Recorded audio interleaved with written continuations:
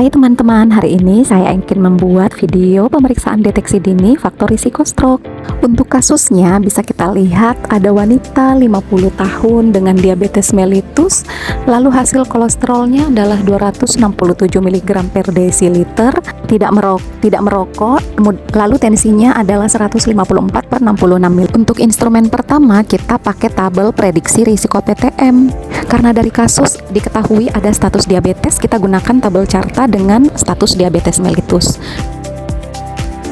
Pada kasus ditemukan bahwa wanita tersebut terdiagnosa diabetes mellitus, maka kita pakai tabel yang paling kanan. Usia pasien adalah 50 tahun, maka dia masuk di tabel yang dilingkari ini. Step selanjutnya kita masukkan data jenis kelamin wanita, maka kita ambil dua tabel paling kanan. Lalu step keempat kita masukkan status merokok, di mana wanita ini tidak merokok, maka kita menggunakan tabel yang sebelah kiri. Selanjutnya kita masukkan tekanan darah pasien, di mana sistolnya adalah 154. Pada kasus diinformasikan tekanan darah pasien 155, maka kita tarik garis lurus dari sebelah kanan menuju ke tabel yang sudah dilingkari di awal. Untuk kolesterolnya 267, maka kita bagi 267 itu kita bagi 38, maka didapatkan hasilnya adalah 7,02, maka kita tarik garis lurus ke atas sampai ke tabel yang sudah kita ambil tadi. Setelah ditarik garis lurus ke atas, maka kita akan dapatkan poin 10. Karena tadi poinnya 10, maka dia masuk dalam kategori ini, risiko sedang. 10 sampai 20%. 10% itu adalah risiko sedang. Nah, untuk tata laksana risiko sedang, kita lakukan ini.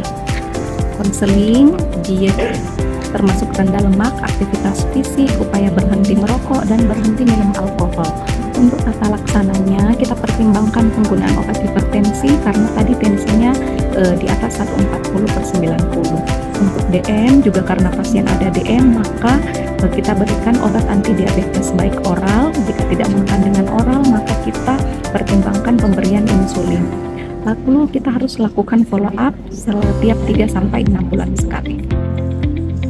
Untuk instrumen kedua kita gunakan stroke risk assessment, di mana ini adalah beberapa faktor risiko yang harus kita tanyakan kepada pasien. Jika risikonya risiko tinggi apabila pasien menjawab ya atau tidak tahu, sedangkan apabila pasien menjawab tidak, maka risikonya adalah rendah. Karena tadi tekanan darah pasien 155, maka ini adalah jawabannya ya. Kemudian ini pasien FA itu tidak tahu, maka sudah 2 risiko tingginya. Apakah gula darah lebih dari 100? Ya, karena pasien DM, maka sudah 3 risiko tinggi. IMP-nya lebih dari, nah ini tadi tidak tahu karena tidak terbaca di soal, maka sudah 4 risiko tingginya. Lalu pola makan tinggi, lemak, jenuh, dan sebagainya, ini juga tidak tahu, maka sudah skornya 5. Apabila kolesterol total lebih 160, maka ini sudah skor 6. Pernah didiagnosis DM, maka skor 7. Kemudian mendapatkan kurang dari 50 menit. Nah, aktivitas fisik ini juga tidak tahu, maka kita anggap 8.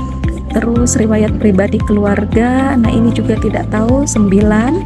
Merokok tadi tidak ya, berarti ini risiko rendah untuk merokoknya, maka skor total pasien itu ada 9.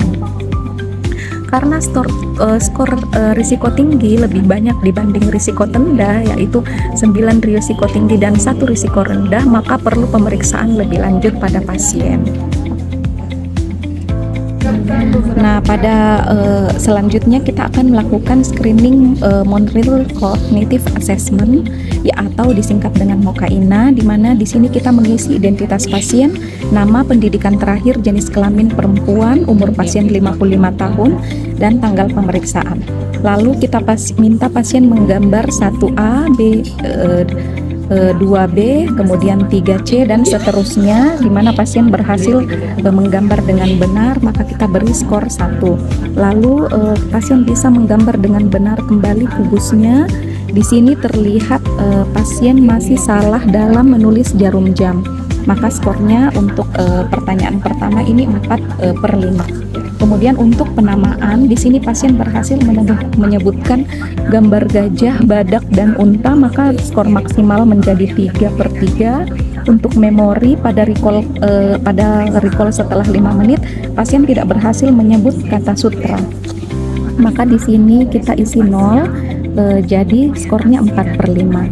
Untuk atensi, kita baca daftar angka di mana pasien berhasil mengulangi angka ini dari awal, dan pasien juga berhasil mengulang angka 742 dari belakang, maka skornya adalah 2/2. Kemudian untuk baca daftar huruf, di mana pasien berhasil mengetuk tangannya setiap kali huruf A muncul. Nah, jadi pasien mendapat poin yang sempurna, yaitu 1/1. Pertanyaan selanjutnya untuk atensi, pasien berhasil mengurangi angka 100 dan seterusnya dengan angka 7. Maka skornya maksimal yaitu 3/3, karena 4 atau 5 hasil benar mendapat 3 poin. Untuk bahasa, kita minta pasien mengulangi, yaitu Wati membantu saya menyapu lantai hari ini, dan tikus bersembunyi di bawah dipan ketika kucing datang. Pasien berhasil mengurangi, maka nilainya sempurna 2/2. Lalu kita minta pasien menyebutkan sebanyak mungkin kata yang dimulai huruf S, tapi pasien tidak bisa menyebut lebih dari 11 kata, dia cuman bisa menyebut 7, maka nilainya 0/1. Untuk abstraksi, kita minta pasien apa kemiripan atau hubungan antara dua kata yang disebutkan. Misalnya pisang jeruk buah, di sini pasien berhasil menyebut kereta sepeda menjadi kendaraan, jam tangan penggaris menjadi pengukur atau benda. Nah, maka skornya maksimal yaitu 2/2. Orientasi, pasien berhasil menyebutkan tanggal, bulan, tahun, hari ini, tempat, dan kota juga berhasil disebut, maka skornya maksimal 6/6. Lalu kita jumlahkan dari atas ke bawah, jumlahnya adalah 27/30.